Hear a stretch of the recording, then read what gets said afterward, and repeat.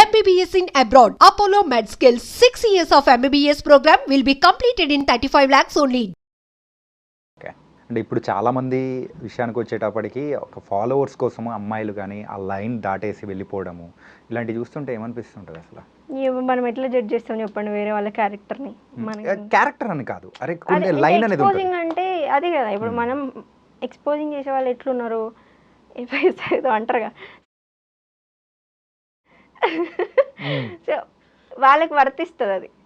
అందుకే ఆ అబ్బాయిలు అలా అంటున్నారు. వీళ్ళు చూపించడం వల్లే వాళ్ళు అట్లా అంటారు. నా కామెంట్ ఏంది, నా రీల్స్ కింద కూడా కామెంట్లు అవే వస్తాయి. నేను చూసుకొని డిలీట్ చేసుకుంటూ కూర్చుంటా చాలాసేపు. సో అట్లా మనం ఎలా ఉంటున్నామో వాళ్ళు మనల్ని అలాగే కామెంట్ చేస్తారు, అలాగే జడ్జ్ చేస్తారు. అంటే ఎక్స్పోజింగ్ అనేది ప్రతి ఒక్క అమ్మాయికి లిమిట్ ఉంటుంది.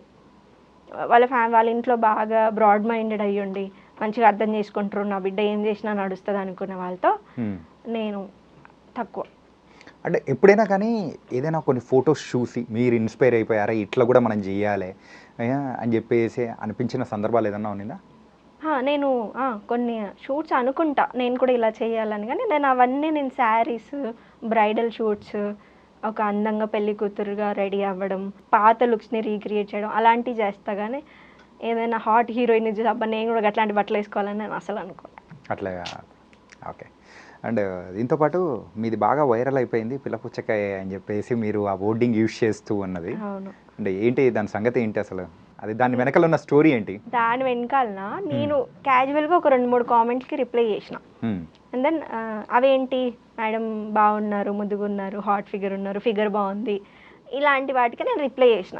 ఇట్లాంటివన్నీ అనొద్దు అని అన్నా. అయితే ఈ పిల్ల పుచ్చకాయ ఏంటంటే, నేను అబ్బాయి 18 ఉన్నాడు, అబ్బాయి నన్ను పెళ్లి చేసుకుంటావా అని కామెంట్ పెట్టాడు. సో అబ్బాయి 18 ఉన్నాడు, 18 17 ఉన్నాడు. సో ప్రొఫైల్ ఓపెన్ చేసి చూసాక నేను తనకి రిప్లై చేసిన, ఏంటి నేను 24, నువ్వు 17 18, ఇవన్నీ ఎందుకు రా, ముందు మంచి చదువుకో, మంచి పెళ్ళాం వస్తుంది అని చెప్పేసి వాడిని పిల్ల పుచ్చకాయ అన్నా. సో ఆ వీడియో బాగా వైరల్ అయిపోయింది, ఒక 18 మిలియన్ అలా పోయింది అనమాట. సో దాని నుంచి ఈ పిల్ల పుచ్చకాయ అనే మాటలు వచ్చాయి. పేటెంట్ రైట్ తీసుకున్నారా ఏంటి? ప్రతి ఒక్కరు అదే అంటారు, అయ్యో మీ పిల్ల పుచ్చకాయ అలా. ఇన్ఫ్యాక్ట్ ఇంటర్వ్యూ స్టార్ట్ అవ్వక ముందు వరకు కూడా నాకు ఆ ఓటింగ్ గురించి తెలియదు. మా కెమెరా టీంలో ఒక పర్సన్ మీ ఫ్యాన్ అనుకుంటా, ఫాలోవర్ ఏమో, మనోడు చెప్పేటప్పటికి నాకు ఓ అని అనిపించి. నాకు కూడా తెలియదు ఇదంతా, తను చెప్పే వరకు మీరే కదా పిల్ల పుచ్చకాయ అన్నారు అని. మీరు ఆ రకంగా ఫేమస్ అయిపోయారు అనమాట. ఓకే. అండ్ సో ఇంతకు ఈ కొలాబరేషన్స్ ద్వారా కానీ లేకపోతే డైలీ అంటే షూట్స్ ద్వారా కానీ ఎంత సంపాదిస్తూ ఉంటారు? ఓకే, నేను సర్వే అవ్వడానికి వరకు, నేను బతికించుకోవడం వరకు సంపాదించుకుంటాను. ఒక 5 లక్షలు అంతేం ఉండదు, అట్లా అనుకుంటారు కానీ అంటే బతికేటోళ్ళు బతుకుతున్నారు నిజంగా. నేను ఎప్పుడు బెట్టింగ్ ప్రమోషన్స్ చేయలేదు. ఓకే. నేను ఎప్పుడు అంటే ఇది ఫేక్ అని అంటే అది చేయలేదు. అసలు నేను ఏది చేయలేదు. ఒక్కసారి బెట్టింగ్ ప్రమోషన్ చేసిన, ఒక్కసారి చేసిన.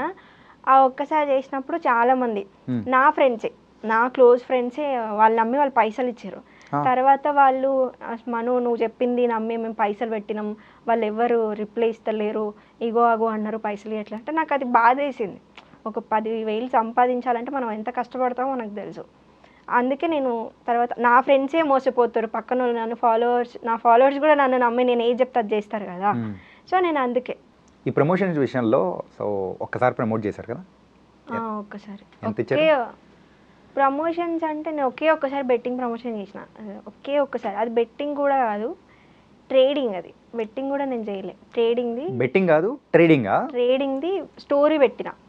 స్టోరీ పెడితే ఇట్లా అదే మీరు ఇంట్లో ఉండి సంపాదించుకోవాలండి ఈ సొల్లు చెప్పకంటే ఒక స్టోరీ పెట్టిన. ఆ స్టోరీకి ఏం చేసినట్టే ఎవరో కాదు, పక్కన వాళ్ళు ఎవరో, లేదా నా ఫాలోవర్సో కాదు, నా ఫ్రెండ్సే వాళ్ళు డబ్బులు పెట్టి ఇట్లా నువ్వు చెప్పావు కదా ఇది మేము పైసలు ఇచ్చినాం అనేసి 4 మెసేజ్ చేశారు. అరే నాకు బాధ వేసింది, అరే నేను రాంగ్గా చేశానా, పాపం నా దోస్తులే, ఇప్పుడు 10,000 సంపాదించాలంటే చాలా కష్టం.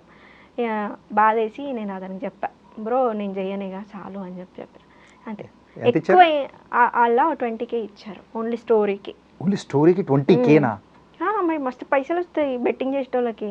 అందుకే మీరు అంటున్నారు కదా ఇప్పుడు ఒక 5 లక్షలు సంపాదిస్తురా అని, ఏడంగా వస్తాయి 5 లక్షలు మంత్లీ. ఒక అంటే ఇన్నాళ్ళ కెరియర్లో ఇన్ఫ్లుయెన్సర్గా సో ఒక నెలలో హైయెస్ట్ ఎంత సంపాదించుంటావు?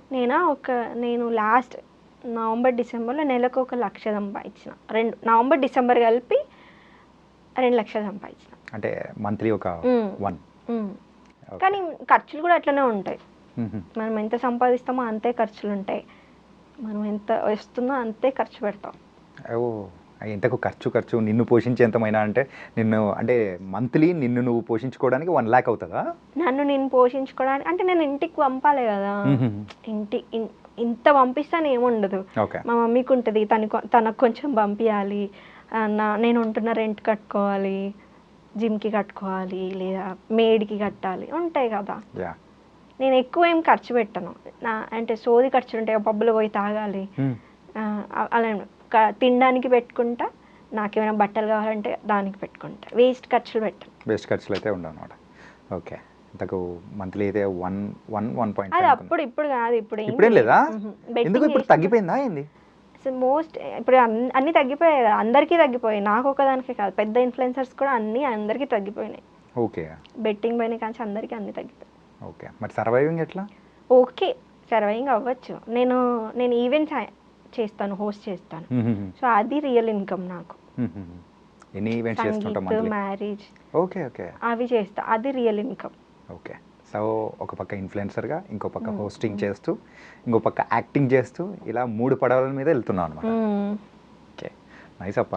ఏమో అనుకున్నా కానీ అంత ఈజీ కాదు, చాలా కష్టం అనుకుంటాం కానీ ఎలా అయినా బతికేయచ్చు ఇండస్ట్రీలో అసలు చాలా కష్టం, చాలా కష్టం అది. అంటే కామెంట్స్ విషయానికి వచ్చేద్దాం. ఒక అమ్మాయి ఒక వీడియో పెట్టింది అనేటప్పటికి ఒక బ్యాచ్ ఖచ్చితంగా ఒక బ్యాచ్ రెడీగా ఉంటారు. రిటర్న్లో వేసుకోవడానికి మనం ఎంత బాగా చేసినా బాగా చేయకపోయినా కానీ అది రిటర్న్లో వేసేవాళ్ళు ఖచ్చితంగా ఉంటారు, బూతులు యూజ్ చేసేవాళ్ళు. అట్లా అసలు ఘోరమైన బూతులు మాట్లాడతారు. అసలు నా కామెంట్లు ఏంటంటే, నేను ఒక వీడియో అప్లోడ్ చేసిన అనుకో, అది అందంగా ఉంటేనే పెడతా, వల్గర్గా ఉంటే నేను అది అప్లోడ్ చేయ. ఎందుకంటే నా ఫ్యామిలీ చూస్తారు కదా, అది వల్గర్గా ఉంటే నేను పెట్టాను. సో దాంట్లో 90% చాలా మంచిగా రెస్పాండ్ అవుతారు. మనం ఇది మార్చు, అది మార్చు, నెక్స్ట్ స్టైల్ ఇలా చేయి, నెక్స్ట్ ఈ శారీలో రీల్ చేయి, నెక్స్ట్ ఇలా చేయని చెప్పేవాళ్ళు ఉంటారు. ఒక 5% ఆడ ఎందుకు తిడతాడో నాకు తెలియదు, నన్ను కామెంట్లలో చాలా రూడ్గా గలీజ్గా మాట్లాడతారు. ఇక నేను అవి చూసి డిలీట్ చేస్తాను. నేను ఎప్పుడు కామెంట్ సెక్షన్ ఆఫ్ చేయను, చూసుకొని డిలీట్ చేస్తా తప్ప బ్యాడ్ కామెంట్స్ని ఎప్పుడు ఆఫ్ చేయను. తర్వాత నేను కామెంట్కి రిప్లై ఇవ్వడం చూసి చాలామంది నాకు పాజిటివ్గానే రిప్లై ఇస్తారు తప్ప బ్యాడ్గా ఎవరు చెప్పరు. చాలా ఒక 5% అంతే. ఇలా కనెక్టివిటీగా ఉండడం వల్ల వచ్చే యూస్ ఏంటంటావు? ఎవరికి? ఎవరికైనా కానీ కామెంట్స్ పెట్టినప్పుడు అలా అంటే అలా కామెంట్స్కి మనం రిప్లై ఇవ్వడం వల్ల అట్లా వచ్చే బెనిఫిట్ ఏంటంటావు? బెనిఫిట్ ఏముంది? ఇప్పుడు బెనిఫిట్ ఏం లేకుండానే మీరు ఇంటర్వ్యూకి పిలవలేదు కదా, అంత బెనిఫిట్ ఏముందని నాకు అర్థం కావట్లేదు. బెనిఫిట్ ఏం లేకుండానే ఇంటర్వ్యూకి పిలవ, కొంచెం ఫేమ్ వచ్చిందంటే అందరూ అరే ఈ అమ్మాయి కామెంట్కి రిప్లై చేస్తుంది, మనం పోయి కామెంట్ పెడదాం, మనకి రిప్లై చేస్తుంది. లేదా నేను దేని గురించి అయినా మాట్లాడేటప్పుడు, దేని గురించి అయినా చెప్పేటప్పుడు నేను నీట్గా మంచిగా బుద్ధిగా చెప్తా, అంతే. బుద్ధి వచ్చేలా చెప్తా, పిల్ల పుచ్చకాయలాగా. నేను ఏమన్నా చాలా ముద్దుగా వాడికి చెప్పినా నేను, కానీ అదే కదా వైరల్ అయిపోయింది. నేనేం తిట్టలేదు కదా, నువ్వెంతరా నేను అడగలేదు, చెప్పలే. నేను మంచిగా ఏం చెప్పినా, అరే పోయి చదువుకో, ఆ తర్వాత నీకు మంచి పెళ్ళం వస్తుంది అని చెప్పినా. కానీ నేను ఇప్పుడు అరే నువ్వెంత అంటే తిడితే అందరూ వేసుకుంటారు నన్ను కామెంట్లలో.